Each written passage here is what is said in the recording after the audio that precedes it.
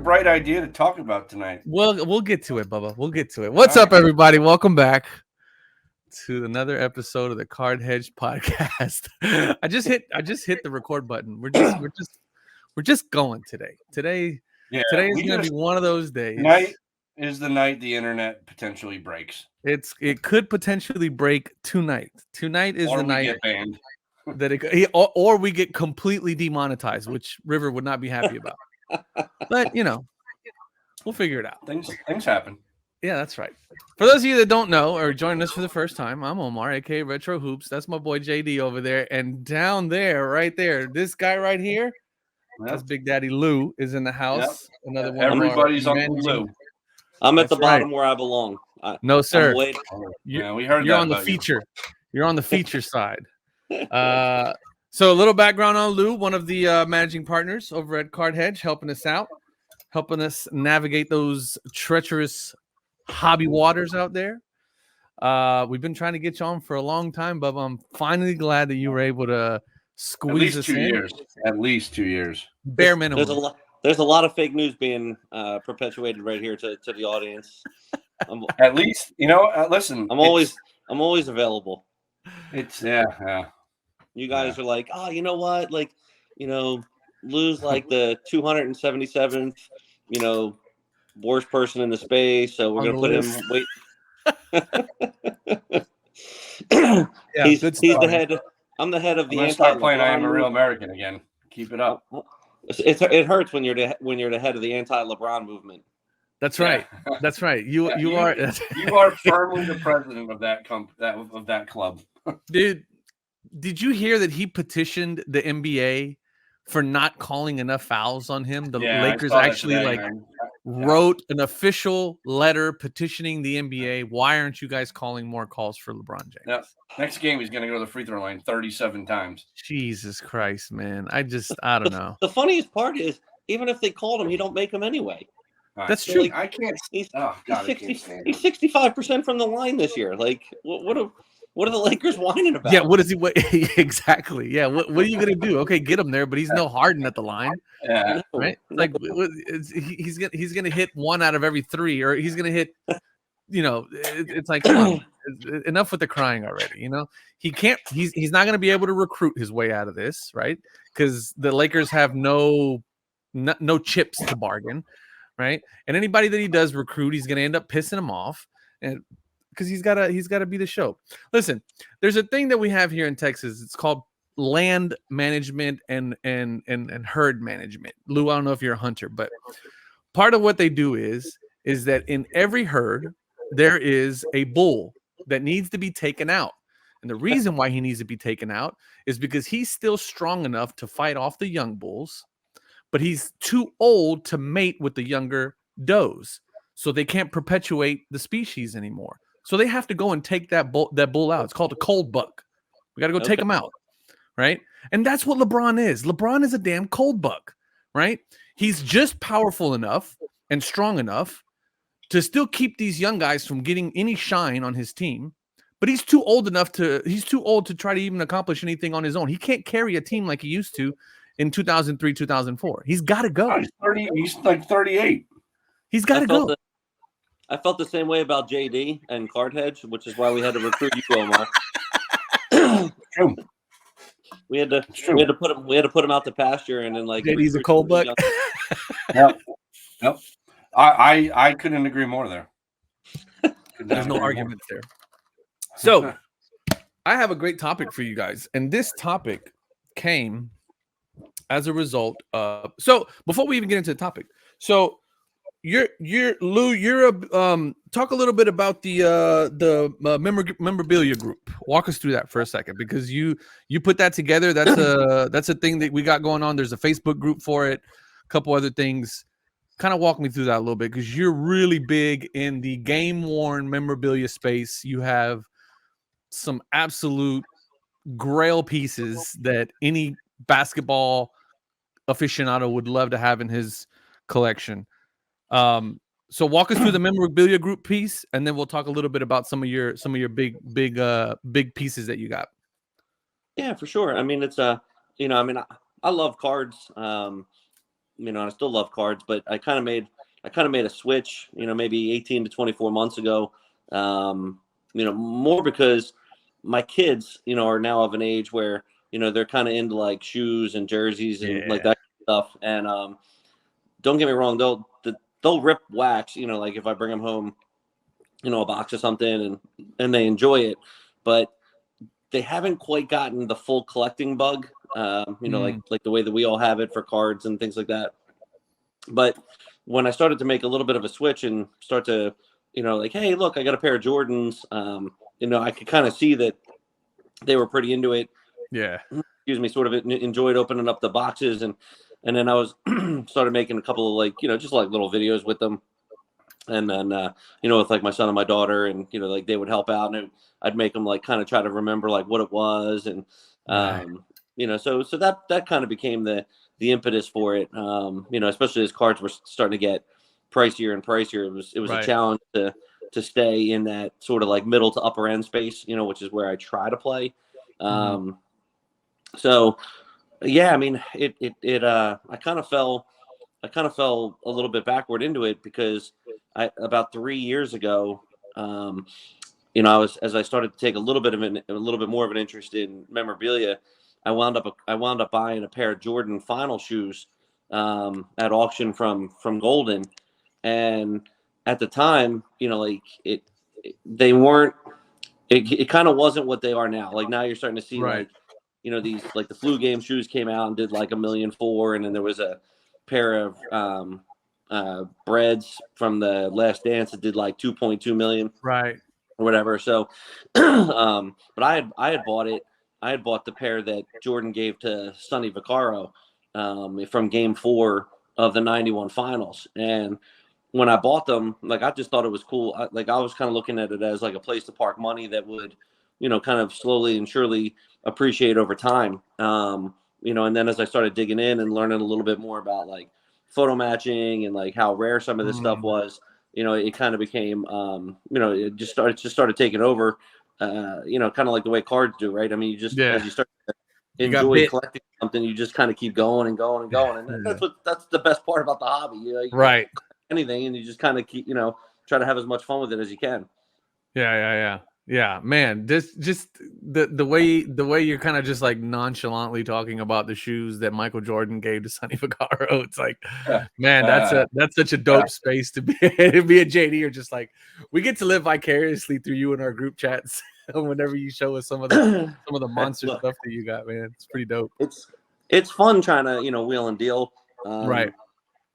You know, I think like anybody else, look, I mean, you know, we all caught a really nice wave up, you know, kind of like from like 18 to, you know, 2018 to 2021. So I think, you know, anybody that's watching this and, you know, obviously you two guys, myself, you know, we all made, you know, some really nice money, you know, in collectibles.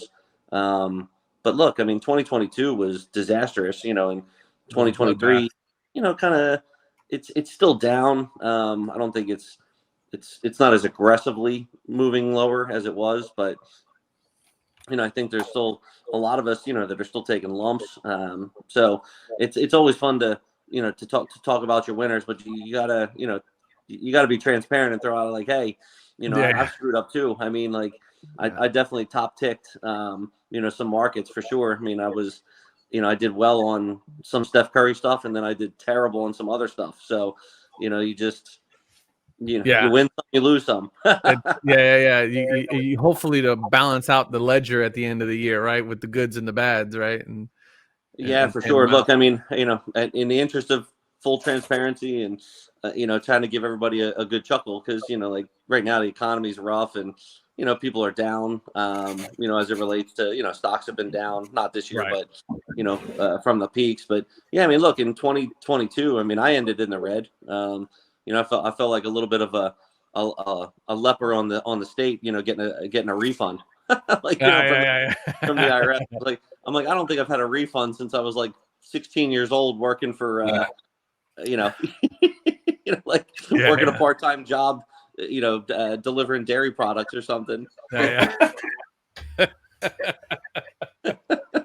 Yeah, it was rough for sure, man. I think the interesting part is like the different type of stuff that you pull in. You mentioned, some Steph Curry things that you shared on online and stuff, and then you got some pretty dope Giannis stuff. You got some Luka stuff as well, right? I mean, so you're not necessarily just like honed in on Jordan, or actually I got some pretty dope Kobe stuff too, right?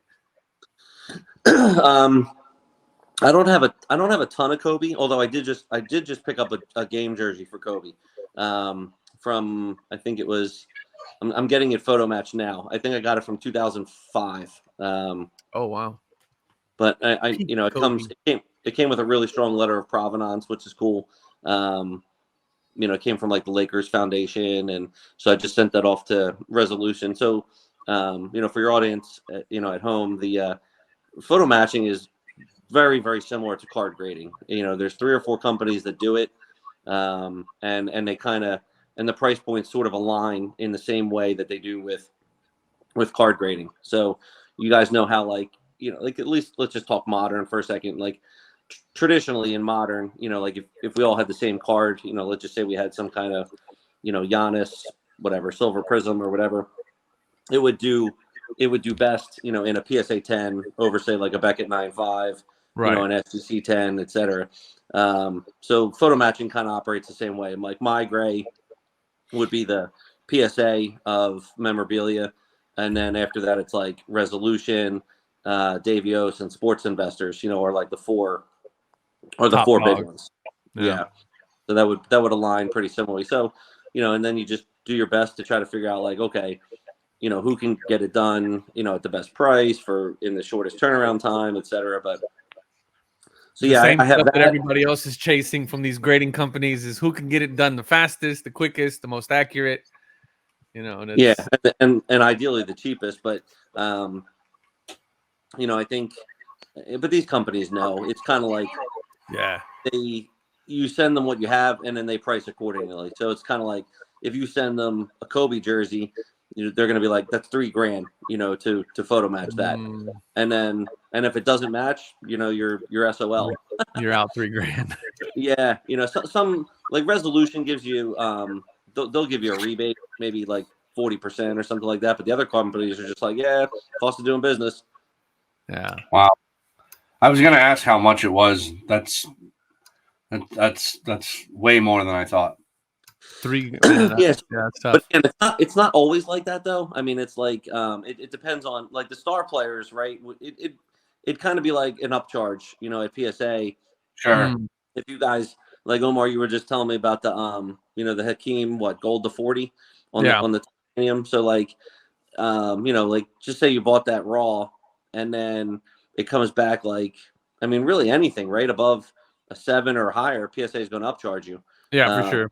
Once they know that they've added value, to your card, then so it kind of works the same way here. If you're lucky enough, to, say, like, buy it at the right price, like, quote unquote raw or not photo matched, and then you get the match, like, the $3,000 would be worth it for the Kobe, because the jersey would probably be about double, what I paid for it. But you win some, you lose some on that. Sometimes I've hit it, sometimes I haven't. Yeah, that's what I was going to ask you. I mean, how often does that? I mean, but I guess it's all based on, like you mentioned earlier, provenance, right? Like that's a big thing in the art community, is provenance, right? Is who owned it, where did it come from, how can we authenticate that it's an actual, whatever, Rembrandt, Basquiat, whatever. Like, how do we actually know that this is real? And a lot of that. I mean, the best word to use is provenance, comes from who the previous owners were and who that came from and how it ultimately ended up where it ended up, right? And all that shit's got to get verified somehow, some way, right? Like in this case for jerseys, we got, basketball games. I mean, I think you just picked up recently some Mahomes stuff, right? You had, I think, Mahomes and a Kelsey, right, or something like that. And the grass stains were the big giveaway, right? I try to.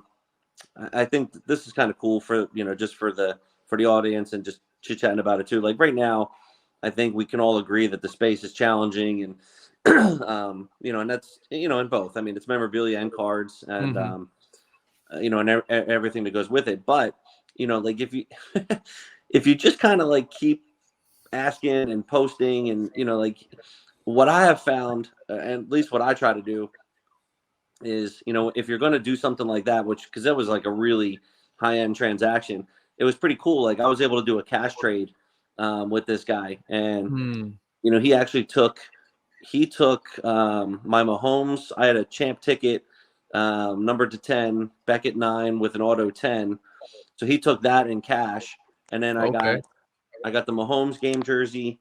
I got the Kelsey game jersey and the 2 footballs. In the footballs. Yeah, I saw that. Wow. Yeah, and all that stuff is fully photo matched. So like it's what you're getting, and I don't have to do anything else with it. So that's kind of fun.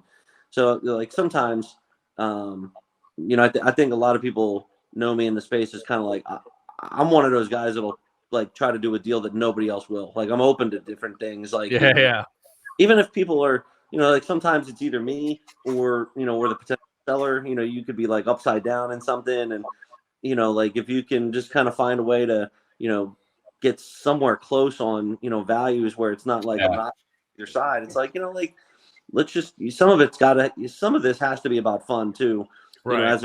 As opposed to just like every last nickel on every last card or yeah, that's true.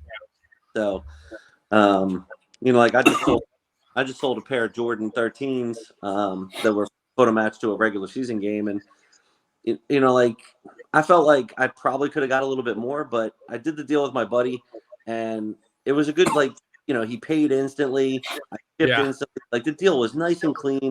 I didn't have to worry about anything. And you okay, JD? Yeah. Right over there, big fella? Poor guy's dying. But I think and I think he's going to probably go to auction with them, and I think he'll make a few bucks for sure, and that's kind of where, like, I feel like, if you have a little bit of, everybody likes to say, oh, I got room in this, or, then try to give it to somebody, like if it makes a clean deal, and then, as opposed to just kind of keeping the same inventory, and then I was able to take a little bit of that cash that he gave me and then put it towards this Mahomes deal. It's all about moving stuff in and out, rotating and getting things. I never like to keep a stagnant anything, right? I mean, like even as like I'm a car guy, so even as I'm looking outside in my driveway, I'm like, all right, I've had that vet for like a little too long. It's time to move it. I love it. It's a great car. I love it. I love driving it. I enjoy it, everything. But it's like, all right, what's next, right? And it's funny because I just went over to my brother's house to like pillage some shipping supplies for this deal I made on this Elijah one, and I was telling my brother about the card, right, and how how rare, how tough it is, this, that, and other. And then he goes, "Why would you want to get rid of that?" And I'm like, "I don't know. I've had it long enough. I mean, like I've had it a while, so like I've got to enjoy it. I had that little bit of an uptick when I cracked it and resubbed it." So like I've had my fun with it. I've enjoyed having it. It's a great card to look at. It's a good piece of history, things like that. But I mean, shit, it's time for somebody else to enjoy it, and I'm gonna make my money on it. And I gave the guy a great deal. And like you said, it's a guy that I've dealt with before, buddy of mine in the space, local guy who I know he's a big Hakeem guy. He paid instantly. I ship instantly. It's just a smooth transaction, and there's so much value in that that's not tied to dollars and cents, that if you can make that deal and pass on that room that you have to somebody, why not? It's almost like karma a little bit, I guess, in the space. I agree with you, and I think it leads people to come back, for more deals in the future, because I bought from him before, he's bought from me before, and so, and then and then as it turned out, he wound up being in that Mahomes deal. The guy that took my champ ticket wound up selling the Mahomes to the guy that bought my Jordan 13s. So it's like, oh wow, so yeah, you guys are just commingling over there. It was like a 3-team trade or something like that. There you go. One of those things that you don't see very often in the hobby. It's like, might as well announce like, hey, I know you're a Rockets fan, and JD roots for whoever's in first place. So but JD's a Tatum guy. I don't even think JD's a Boston Celtics guy. He's just a Tatum guy. I don't understand. As a matter of fact, breaking news. I just ended my strike with the Boston Bruins, and I'm watching the game. Oh, is that what it is? Is that why you got I had a January 1 date, but we came to terms. and it is what it is. How So are my what Kraken doing? What were you on strike for? The letdown from last year, or The regular season champ bullshit? The kids can't handle it anymore, Lou. yeah? Did you guys hang a banner and say like, hey, we were? No, not last year, but I do believe we've hung one in the last 20 years. When's Philly? When was their last banner? The Flyers haven't hung a banner since I was born. Right. So I mean, if I'm not mistaken, I think we're the second longest Stanley Cup drought behind the Maple Leafs. And you know what we call that here at Card Hedge? A what franchise? Poverty. Good old poverty franchise. It's like my Texans right now. They're My the New biggest York Football poverty Giants are the number one leader in poverty franchises. Right now. God, dude, my Kraken suck right now. What is going on? 4-6. Shut up. Jesus, I need if I should get $5 for every time Jay-Z says poverty franchise. Yeah, you're rich. I actually stopped doing it. I moved on to another word. So the poverty piece is just because they haven't gotten the championship, right? That's the poverty. Lou was using that, and it cracked me up so much that I just started using it because I would just laugh my ass off every time. It's not necessarily that they don't ever win championships. It's just they'll just choke it at any particular all the right times. At all the right times. And in Philly, my teams, they just choke religiously. I mean, it's so. I'm surprised I don't have more gray hair or I'm not already dead. Watching the agony. TV? Oh my gosh! We just 2 years ago, Omar, when we lost to the Astros, the Phillies. Yeah. So that year, two years ago, Eagles lost in the Super Bowl. Yeah. Phillies lost in the World Series. Our soccer team, the Union, lost in the championship. Oh my God! And they were up a goal with a minute left. Wow! And then somehow, whoever I can't even remember who we lost to. And then somehow they scored, and then they beat us in extra time. And then not that anybody cares, but it's just their typical Philadelphia. And then our shitty little USFL franchise lost in the finals to New Jersey or somebody. So God, that's the league the Giants need to be in, the USFL. The USFL. Yeah. I'm not even trying to be funny.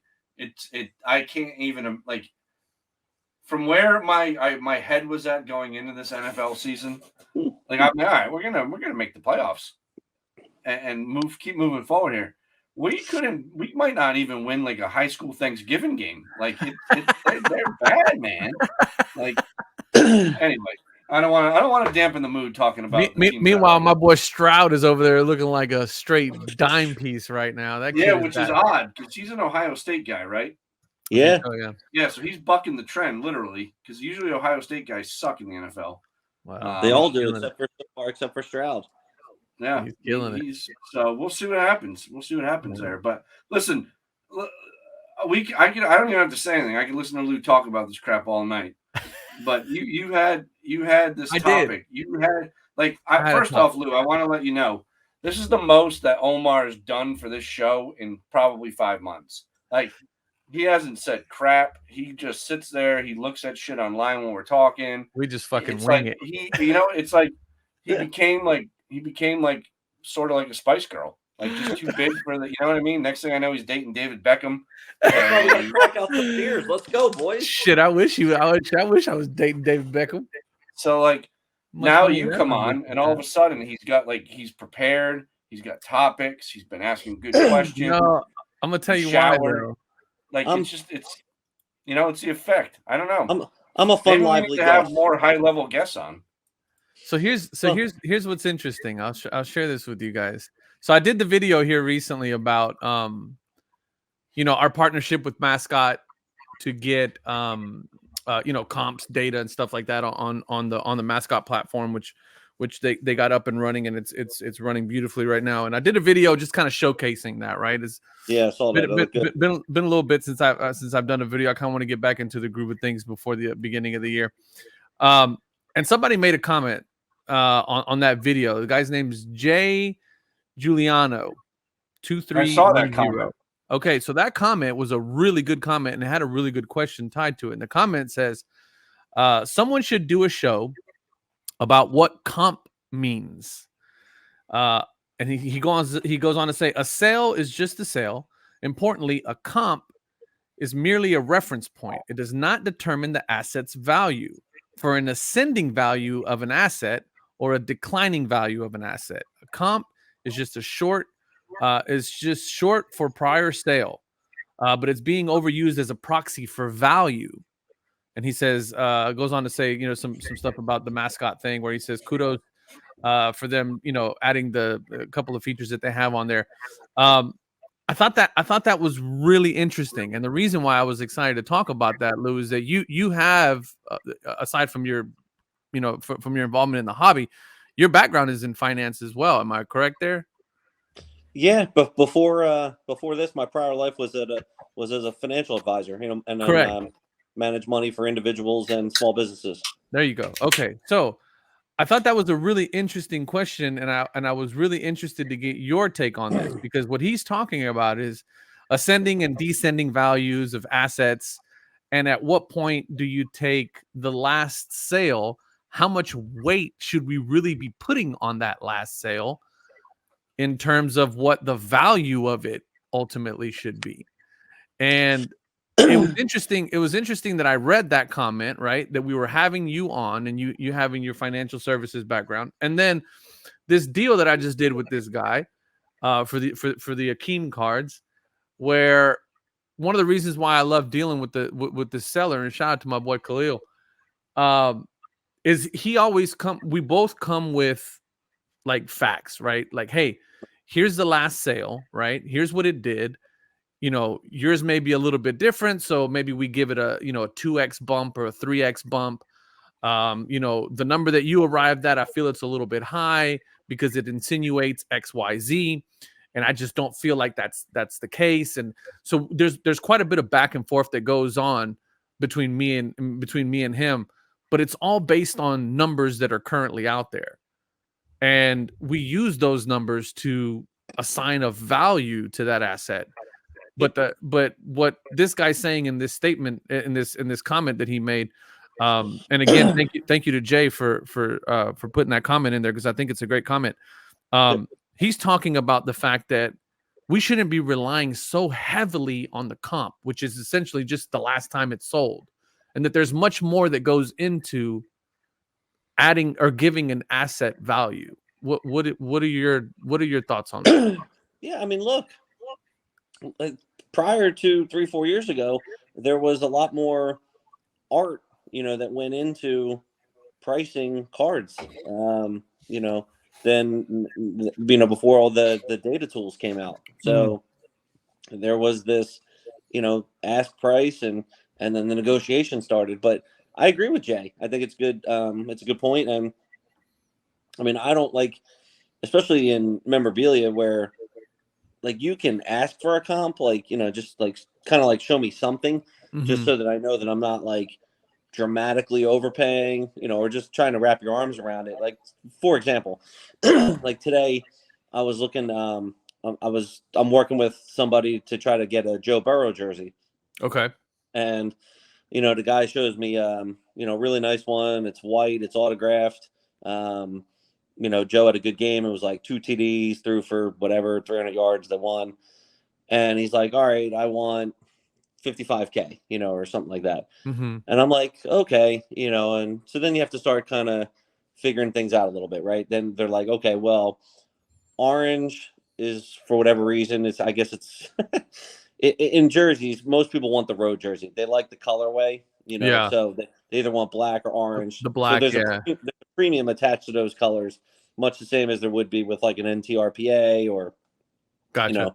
Or like gold versus, silver or what have you in terms of prism. And so anyway, so then we looked at it, like then there was a black jersey that sold for like $70K. And then there was the orange one, that was like a really significant game where Cincinnati beat Kansas City to get into the playoffs. And that one went for like $87K, so I tend to agree with Joe. Like, it just like it's just a valuation. It's kind of like right. putting a number on a company. Like, here's a good one. Like, remember when? I'll probably get in trouble for saying this, but like, remember when Nat and Steve Cohen and those guys bought PSA, and they paid like $850 million or whatever, something like that. Yeah.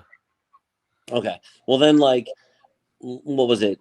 Early part of 2022, they did like an additional fundraising round. Like they did an additional capital raise. They valued collectors at almost the same valuation as the Washington Commanders. Like, it was fucking ridiculous. Yeah. It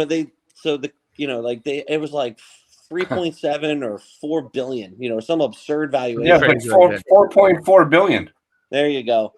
So, yeah, I mean, like, it was absurd. And, however much, I don't know how much they raised, like, you didn't get all the details, but, they raised like a couple $100 million. I mean, like, it wasn't insignificant. And, again, to the point where it's just like, that's just a data point in time. Like, there was no way to actually prove that. You just had some people come in and look at cash flows and say, look, forward-looking EBITDA and forward-looking cash flow says this. Right. What do you think that's worth today? Right. I mean, like, right. Yeah. I bet, PSA might be worth maybe what they paid for it. Right. So, but to Jay's point in this comment, though, is that if you would have looked at the last sale of PSA, right, as the comp, yeah, then you would have never gotten to that number, right? But because at the moment it was such an ascending asset, right? Like, it was on fire, right?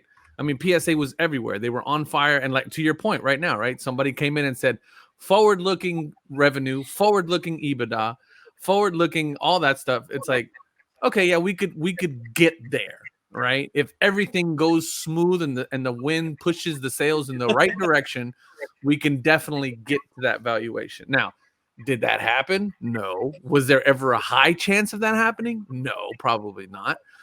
But, to that point, right, is like, if it was on the downward side, like right now, Joe Burrow's not. What's the Bengals doing? Are they actually doing pretty decent? What's Joe doing? They started 5-3. Okay. They started off slow. Yeah, a little slow. It's interesting. All four. If the season ended today, all four teams in the AFC North would be in. Really interesting. Yep. Well, that's Baltimore, Pittsburgh, and Cleveland. That cracks me up. Poverty. He's a poverty. He's a poverty quarterback. He is a poverty QB.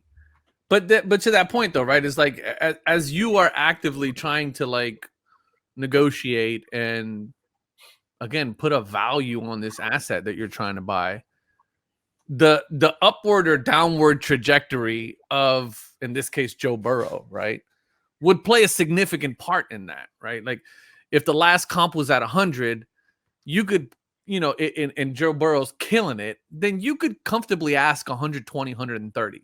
Sure. And if somebody goes, oh, well, no, the last comp was 100. Well, who gives a shit? Right? That was just the last sale.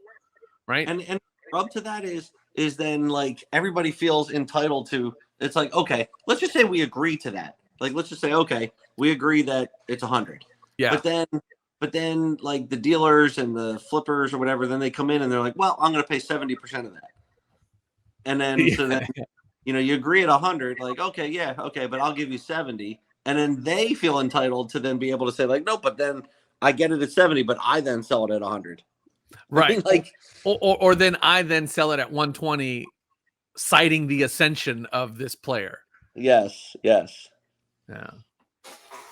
I think that's why when we added the trend line on Card Hedge, and we always try to tie a Card Hedge in a little bit, but when we added that trend thing, JD, I think that to Jay's point in this comment, it's kind of the exact reason why you want to do something like that, right? Well, yeah, you have the trend thing, but you also have, like, one of the things I always use is the 180-day average price. mm-hmm. Like for example, I just got a bunch of cards back from PSA, and one of them is a PSA 10 Ronald Acuna Jr. X Fractor rookie card. Oh wow! That card, the last few sales is down like $330, but the 180-day average is 378. So, like, to me, he's gonna win the MVP. People love him.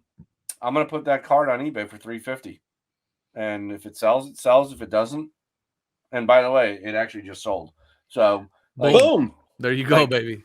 What price did it's you one get, of those JD? things where you gotta like, that guy's comment was spot on. Spot on. Like, I love the dudes that screenshot 130 point and they're like, here it is, it just went for $5,000. Yeah, but dude, there was one bid and that's not the real sale. Or like the buy it now best offer is crossed out and it's like, yeah, it says 4,000 or best offer. Yeah, but dude, that means there's a best offer and it was accepted for $40. Like, you gotta, like, so while there's certainly much more access to data now via eBay, via 130 point, via Card Hedge, that's it. The bottom line is there's enough stuff out there for the average collector to make an intelligent decision, I think. I agree. And I think if you're not, if they're not doing the research, then it's on them. Right. But hey JD, real quick, what price did you get for your Acuna? $335. All right. Off eBay though. Off eBay.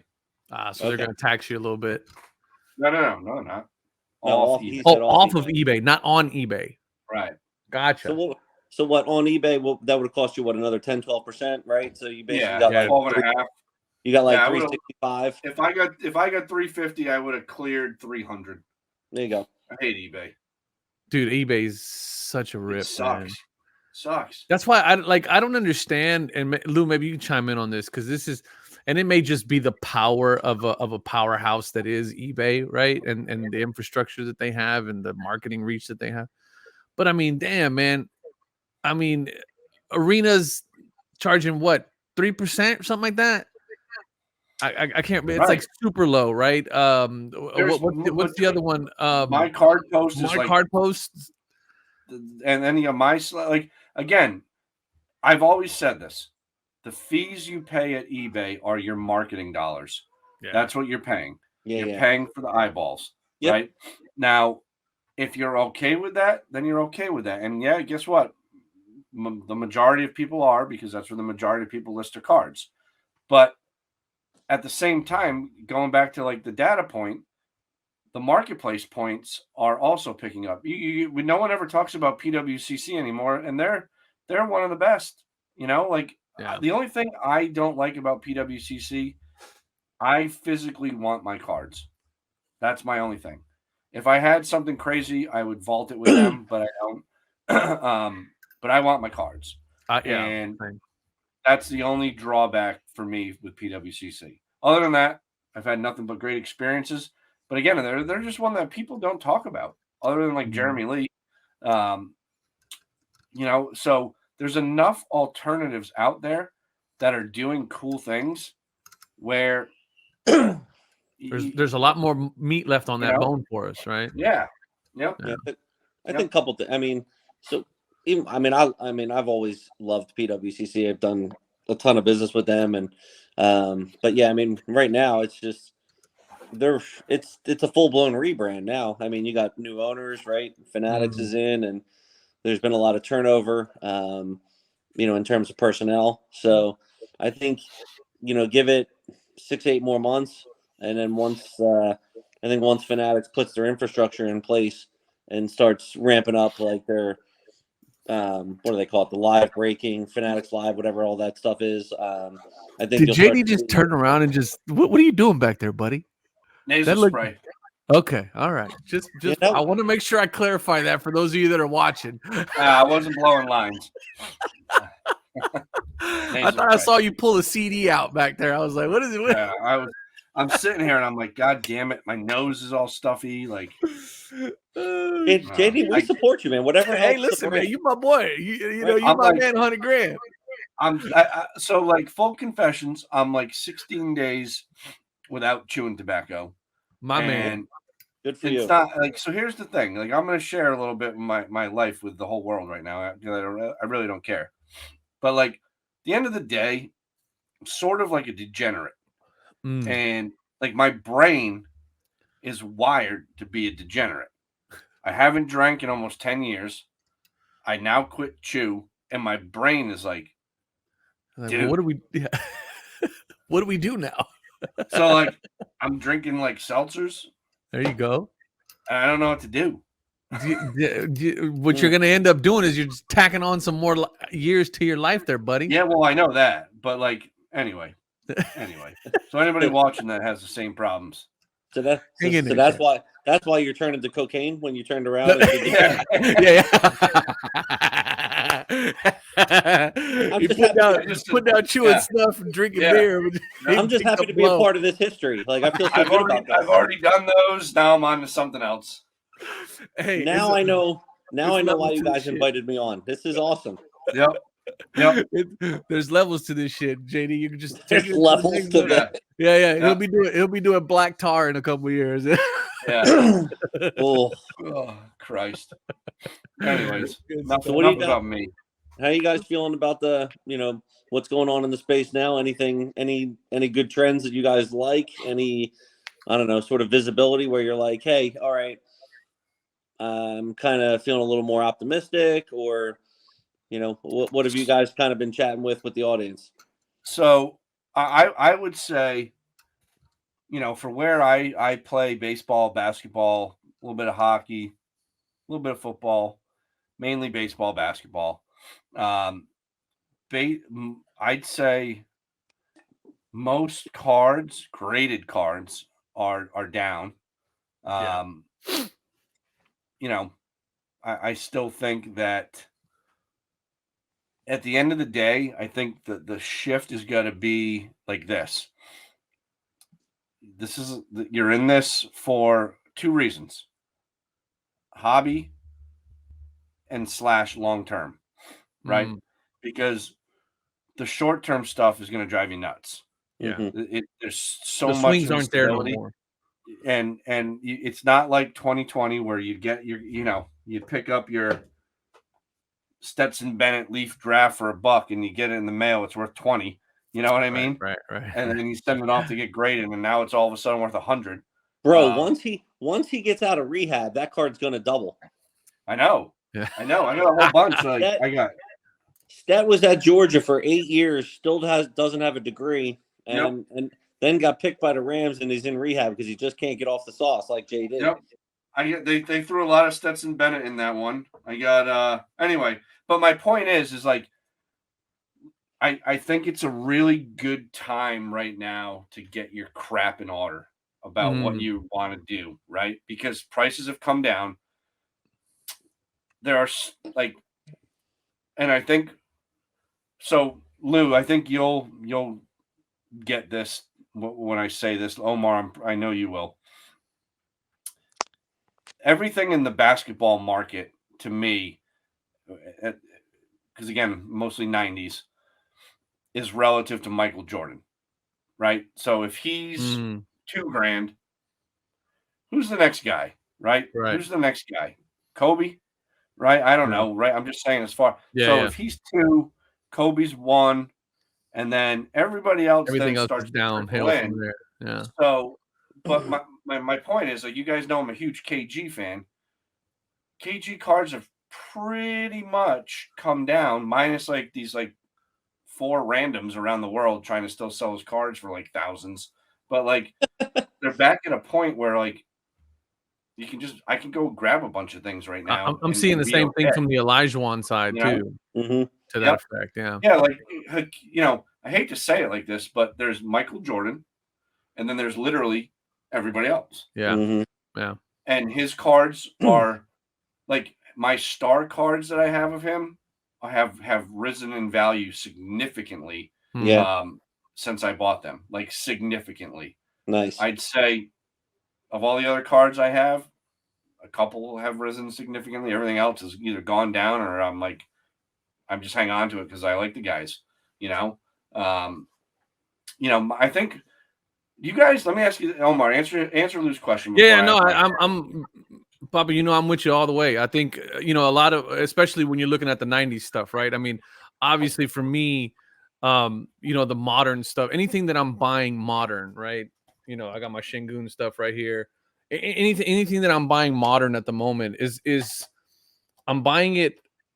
Half of the logic is that's my team, right? I mean, it's Rockets, it's my guys.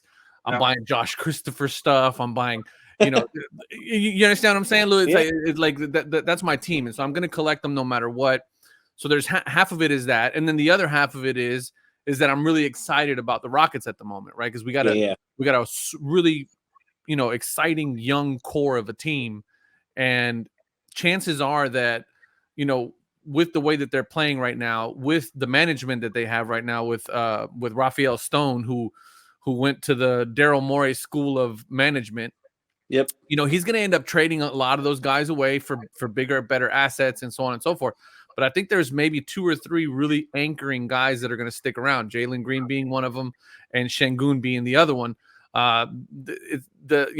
It's the jury's still out on Jabari. He's kind of coming into his own. But I think for the most part, some of those guys that I'm buying right now, I'm buying them because I like them because they're Rockets. But then also Şengün, I'm really going heavy in on because I think that that's going to be an anchor for the Houston Rockets to go forward, right? And so, that's kind of where I'm at. But in terms of what JD said about KD, right? He's KD, I'm Olajuwon. It's KG, spot on, right? KG, sorry. And I'm doing the exact same thing with Olajuwon, right? Is like trying to buy some of these cards that I wanted to buy, the skyboxes, the EXs, those cards that were $500-600 in 2019 that are now $150, $200. You can maybe snag them for like $75 on a Facebook group somewhere, you know what I mean, in a nice little bundle deal, things like that.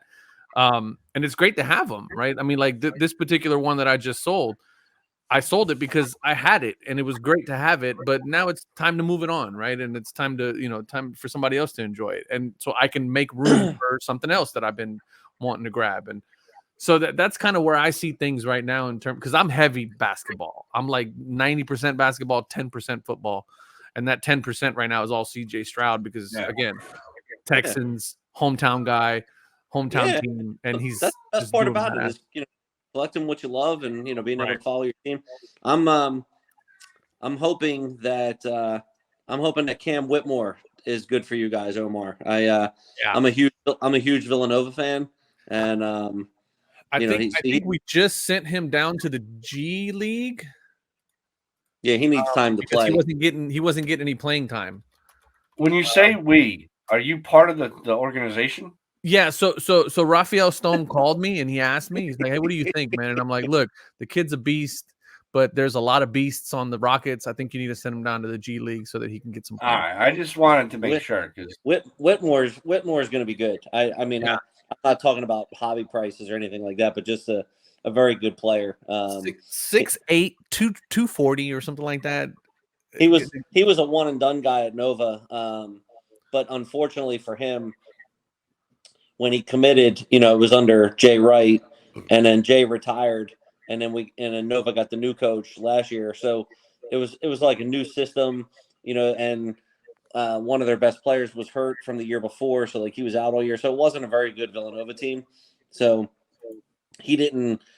He was still Big East freshman of the year, but he didn't really get to thrive like the way you would have saw it, and that's actually why I thought Houston did pretty well getting him, because he dropped, pretty low, like he wound up being a first rounder, but he was like late in the first round. And that was like surprising to everybody. So we got him in the 20th. Watching you guys kick the shit out of LeBum last night, I was pretty excited about the Rockets. Oh man, we beat them so bad. I posted this. You might have seen this on my Facebook.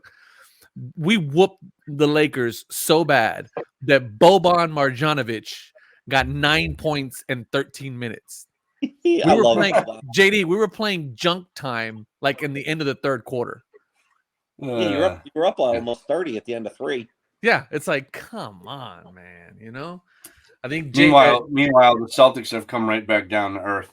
So it's all good. It's a long season. You lost to my poverty. You lost to my poverty Sixers last night. Oh, speaking of I know. Well, you know what? Sometimes those things happen. You play down the level of your opponent, and Trust me, I don't even take offense to it because if it was playoffs, we would lose. That was another. Yeah, well, same. You know what? It was the Celtics. It's not like they done anything lately either. So like they would just tie because they both suck in the playoffs, and then just you guys both suck. Get out of the way. So Cam Whitmore. That was another part of my 2022/23 misery was, I forgot to throw the Sixers in there. We were up 3-2 against the Celtics. And we had game 6 at home. Jason Tatum was 0 for 13 going into the fourth quarter. And he had no point. He had no points. Yeah. We were up like 6-8 points and still lost. Like the shit talking that happened in our group chat was epic that night. It was great. It was great. Yeah. You were right, Lou. 20th pick in the first round for Cam Whitmore. Yeah. 6'7", 230 pounds, and the kid is athletic. He is an athletic freak. He is awesome. Yeah. So I've got a question for the two of you. When it comes to buying a card, how much confidence do you guys have to spend?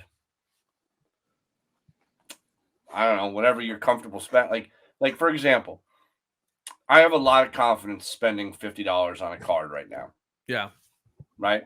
Strong. I would say last year at this time I had a lot of confidence up to like $250. Mm-hmm. I don't have that confidence anymore. Right. I'm more probably in that 150. Right. I probably dropped 150 off where I'm really like whatever. Right. You know what I mean? Mm.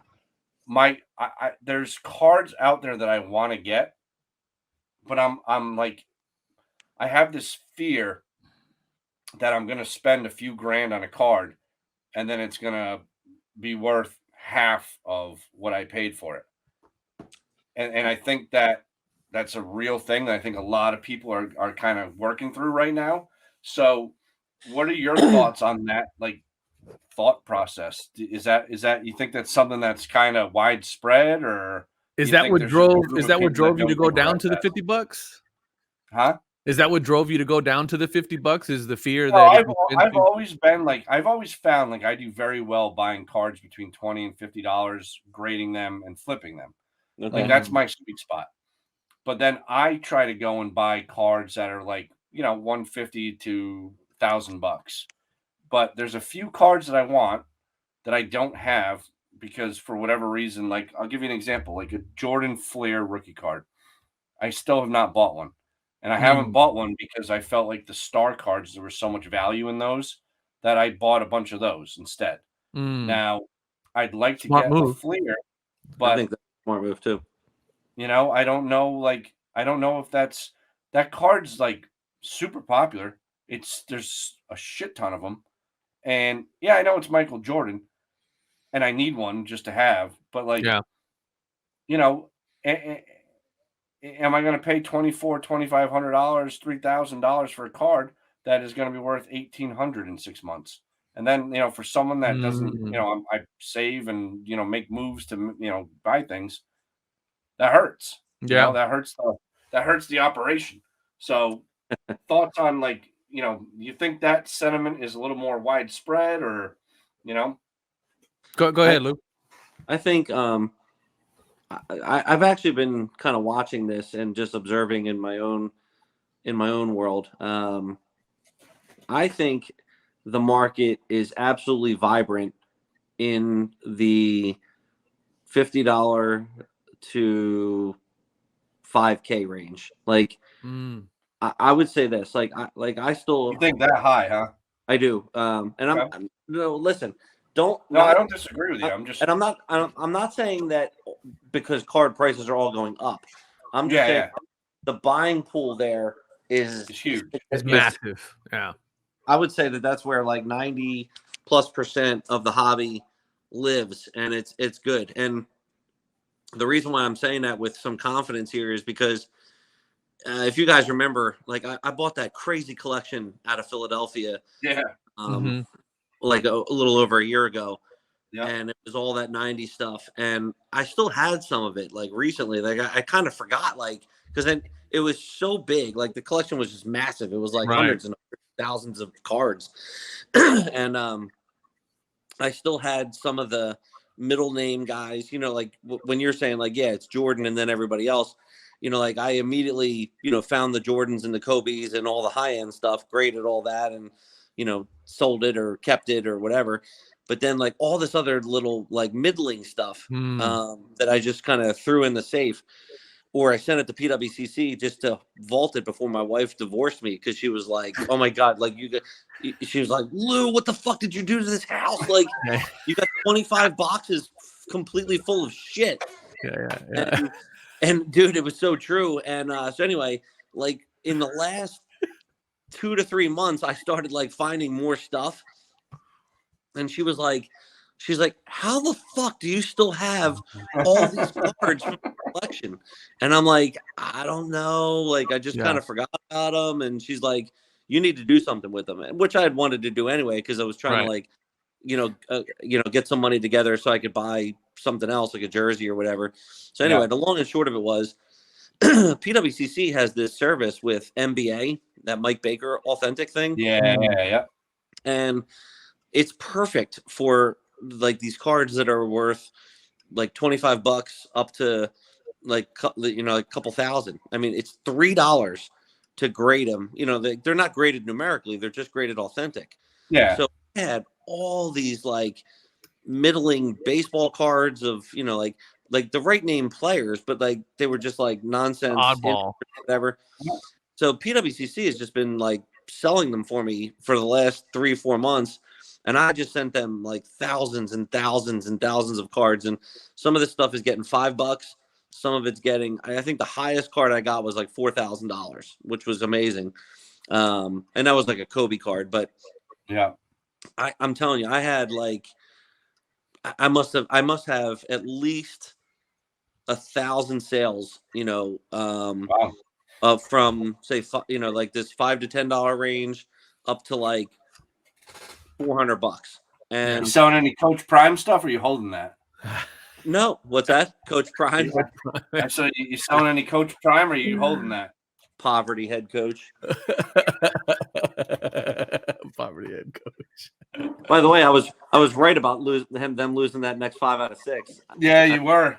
I tell you what, man. Sometimes you were right, and sometimes you're wrong. I didn't see any acknowledgement in the group chat for that, but no, I'm not going to give you any credit. Yeah. Come on now, you're asking a little too much there, Luke. No one's ever given anyone credit in that group chat. So no, that's true. But just shit. Rules. Yeah, just unadulterated shit. That's all we give in that group chat. There's nothing else there. I really like, Lou, what you said there though about. Wait, hold on 1 second. Just to finish that thought though, but like not only just forget the price points for a minute, but like. In that realm, though, like all those cards, even like anything that's getting like $50 or more, I would say that every single one of those cards is getting anywhere from 8 bids up to like 40 bids. And the 40 bid ones, will get you up to like $800 or $1,000 or something like that. But I'm telling you, that market is vibrant. These cards aren't even graded; they're just authentic. And I think that. Like there's opportunity there. Like, and I'm not like, for me, I knew the cards were pretty good, but like they were never going to be worth like grading, because you'd probably spend, even if they all came back like 9s and 10s, you're like, maybe there's a little bit of lift, but you don't even know. So this is just a great service that I don't think a lot of people are talking about. And then PSA is going to tax you on most of those too, right? I mean, you're going to get taxed on them. Yeah. So just do it this way. You send them in there. It's $3. Yeah. Even if they only get 1 bid for $5, PWCC. Now look, the percentage is crazy, but they'll take $2 and you net 3. I mean, like it's not earth-shattering money, but it keeps the wife happy. It cleans out your, safe deposit box. It cleans out your, your safe at the house, and then all of a sudden, then you can start buying more shit again. There you go. Yeah. No. That's something I always like forget about, is that service. And I probably should just send them a bunch of stuff, because I have a bunch of stuff that's $3 to $20 behind me, and it's like it's perfect. What am I doing with it? Perfect for that. And the next thing you know, you got like $2,000, and you're like, Right. this is cool. Like then all of a sudden you're like, hey, honey, look, I'm looking over your shoulder, right? And then you get rid of like 8 boxes, and then you're like, you know what? I just got a Jordan PSA 6 for free. Yep. Yeah. Yeah, I turned this big old bulk into these 2 cards right here, you know? Right. And they're happy because it's like clutter that's out of the way, and you're happy because you got some money, and then you got to scale up to a fatter card. Yep. Everybody wins. That's a good way to think about it. And again, I just wanted to highlight, like, I got to go take a piss. You guys continue. Yeah, go ahead, Lou, all right, go ahead. Good luck. If it burns, you got problems. Yeah. I hope everything comes out all right. I thought that was a really good point he made about that sort of wide gap of 50 to 5,000. Yeah. Because I've always thought much smaller segments, right? And I've mentioned this a lot on this show, like 50 to 500. Right. And then right? 500 but to when 1,000. you really think about 50 to $5,000, that's pretty much everybody. And that's about 95% of the hobby. Yeah. And it's like there's deals being made left and right. I mean, I watch them every day on Facebook. I'm sure you do. I watch them on eBay. I watch them on Card Hedge, whatever. And, everything is now relative to where it's at. And again, I think it's more of like back to the way it used to be, where, all right, it's off season for baseball. You got like a month to buy some crap because that's it. And then we're going to start hyping again. Yeah. And basketball, which I felt like basketball of all of the sports over the last couple of years, basketball was blown up more than anything else. Yeah. Has come way down, but it's starting to come back up. Yeah. But again, I think it'll be very interesting to see what happens when like Wembanyama's hoops card comes out and then his Prism card comes. You know what I mean? Like when the real cards start coming out of him, it's going to be very interesting to see what is because if you go by this Topps now, this Topps Allen and Ginter, and this other Topps now, people are going to lose their minds over the real stuff. Once the real stuff hits, I want to end on this one point here because JD and I are going to get a little vindication here. Because this is something that just got recently posted, and are we going to the sweet land of vindication? Vindication City, my boy. Here we go. Me and JD have been arguing this very point that is so beautifully illustrated here on SGC's Instagram. It's also illustrated on their Facebooks, all their social medias.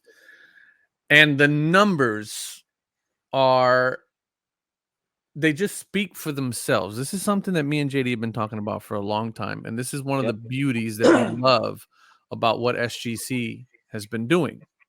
Their quick turnaround times, their low prices. They have a pretty good name for themselves in the space of grading that they've built over a large amount of time. But here's where this is where the rubber hits the road, right? If you are flipping a player that is on a hot streak, there is no reason for you to send that card to PSA. You're just going to wait too long. You're going to pay too much. And chances are you're probably not going to get the grade you think you deserve. Oh my gosh, this is so on point. I completely agree with this. And a good friend of mine, actually this guy that I was talking about earlier, who I did the deal with for the Jordan sneakers, he just did this with Gardner Minshew. This is the perfect example because Anthony Richardson is out for the year, and my buddy Mark did a deal and he got like 5 Minshew RPAs, and they're like you have like the traditional ones to like 99, and then whatever they call the gold ones to like 4 or 5, whatever they are. And I told him this. I was like, dude, I'm like, Minshew is, it's not like you got Joe Burrow, right? I mean, he's been around for a few years. I'm like, dude, send that to SGC. I'm like, you'll get it back faster. Your grade will more than likely be higher, because PSA is kind of a colossal pain in the ass on the thick cards. And he didn't listen, and then he wound up paying like $40 to $50 for each card. At PSA? at PSA, dude, for Gardner Minshew. Yeah. And then it came back and it was he got PSA 8s on all 5 cards. Oh. Took him 4 weeks or 5 weeks, something like that. And by that time, he's cooled off. Yeah, I mean, at least now look, Minshew's going to be the quarterback the rest of the year, but people kind of get excited after each win and loss, right? So. Right. I mean, and this example here, it's just the timing that we're looking at here, right? We're talking about buying it raw October 21st, sending it off to get graded. They receive it on the 1st of November. I love the grading service name too. Immediate, right? Because they received it on the 1st, shipped it right out on the 2nd, and it sold on the 7th for what is that? 4x. Yep, and that's what I'm talking about. Like on those Minshew cards. He paid the same amount, and instead of getting it back in a day, it took him a month. Yeah, right. This is where, and I'm not gonna I say this on the baseball podcast with Adam. Omar, you and I say this till we're blue in the face. If you're not using SGC for current players in sports to capture their maximum value, right, you're missing out. Yeah, I agree, especially in a sport like baseball, like football, or even hockey to some degree. If your goal is to sell the card, your best opportunity to do that, hey pup, is when that player is red hot, right? You send that card off to PSA when that player's red hot. My order that I just got back took 10 weeks. 10 weeks. Oh my God. That's painful. Sent it out at the beginning of August. It just came to my house today, November 9th. That's too long. Who was the player? Just out of curiosity. For what? Who did you send? It took 10 weeks. You just did a bunch of stuff. I showed you that Robinson. Oh, okay. Like some of it was current guys that I'll save, like Michael Harris for upcoming next year. Mm-hmm. Dude, this is a screw job. This John Stockton rookie. This is a 10. I'll show you guys a better picture of it. This is a friggin' 10. What did it get? A 9. It's comical. I guarantee if I send it to SGC, it's a 10. 86, 87, 88 Fleer, dude. You're gonna get pop counted. Here you go. Perfect example. When I sent these stupid Ellie De La Cruzes in, they were like a $50 card. Now I lost money. Jeez. With the grading fees and everything. You didn't follow your own advice. I mean, that's your problem. I know I didn't. But here's the thing. Like, if you look at that card, right, you gotta. I also should want to preface with also, you gotta send. I think the right card. That card is up $26 whole. Which card is that one, JD? I'm just talking. Hang on, I'm gonna punch myself in the face real quick. Dude, when I sent this card in, it was $106. It's at $26 now, huh? $26, baby. Thanks, PSA. So now, had I sent that to SGC, 10's $23. In August, it was $22.50. So that's the other piece there. Like, for every success SGC has, there's like a lot of examples of not a lot of success. You know what I mean? Like, and I don't get it because, again, if everybody and their mother is like on Ellie De La Cruz, wouldn't you want to grade that card and get it back? And then if you want to move it, you're able to move it rather than, oh, I got it back and it went from $100 to $26. You know what I mean? I think there's a difference though if it's a base card. I don't. Agreed. Yeah, the base cards are probably a little tougher to move like that. Like those cards. They're stupid. They were just a quick. I thought they'd be $50. That they were just a quick $50 card to just be able to put out there and move on from. You know what I mean? But even there, like I think for the audience's perspective, the tricky part though is like if you're gonna like grading the base and then moving from like $100 to like $1,000, like that's long gone now. You know, right. that hasn't been a thing for a while. And, you know, I think like, but if you're going to play that game, then I still think like, I mean, you got to pay basically $5-10 for the base card. And then most of them aren't worth grading anyway. So if you're going to do that, you know, then you might as well use like the SGC, like $9 service that, you know, where you can get it back in like a week and a half or whatever, or do what I'm doing, like with these other raw cards that aren't in perfect condition. You know, you just send them to PWCC, let NBA slab them authentic, and then whatever they get, and then you raise cash and kind of go from there. You know, because the other thing is, you know, when you're even if they look like you said with the Stockton or whatever, but like even with this base stuff that's coming out of Panini, like the quality control blows, and it sucks. If you're not getting 10s, like what's the point of even grading them? Like, you know, because I mean the pops are going to explode, you know, as every pack is open. So it's just, I don't know. Yep. I just don't see much upside in that. So I don't see that as I hear you. And again, it was just a key problem. It was no, it's not. That's not an SGC problem. That's a me problem. But my point being is in August of the same time when had I sent it to SGC, yep, $22 versus $100 and whatever dollars. You know what I mean? Like, yeah. And you're right. It's a stupid base card, but in my mind, those are easy flips. But yeah, I agree with you. But each card has lost $100 in value in 2 months. That's insane. So good stuff. So you have to wait till March. You'll be all right. But I'll be fine. I'll wait till spring training. Yeah, you hold on it and move it. Well, we usually try to round out about the hour mark, which is where we're at, a little bit over. All right, boys. This was an absolute blast. I'm glad that we were able to all get together. We've been talking about it forever, man, trying to get the schedule to line up. Love you, Lou. We are very, very happy that you can make time. I'm coming back on next week, and I'll show you some when I'm at home. I'll show you some of the memorabilia. I'll bring it on so you guys can see. See, now we're talking. Because I need to see those. I need to see those Kobe All Stars. Yeah, man. I'll show you the Kobe 911s, and I'll show you the. What I need to do, man. I actually need to make my way out to where you're at and do some filming over there. Birdie just commented on my video and asked me if I'm for sale. Depends on what you want, Birdie.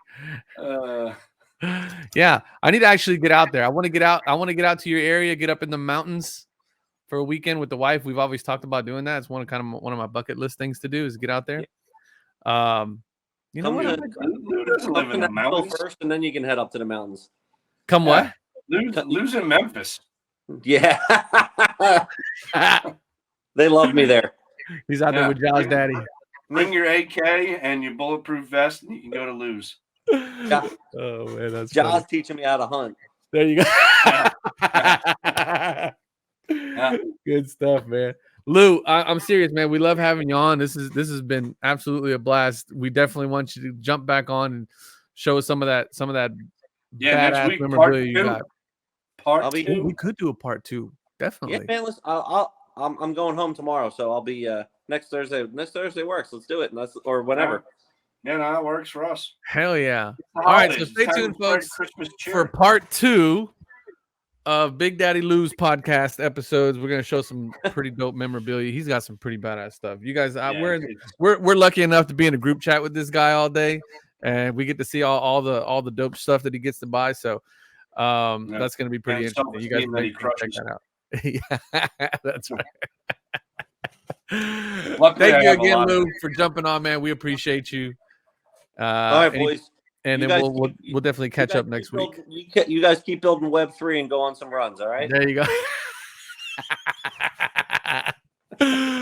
Good stuff. Thank you, everybody, for watching. We appreciate you guys. Remember, leave us a comment down below. Let us know what you think. Leave a like on the podcast. Click all the links below for Card Hedge and all of our other affiliates. We appreciate y'all. We love y'all. Peace. See it.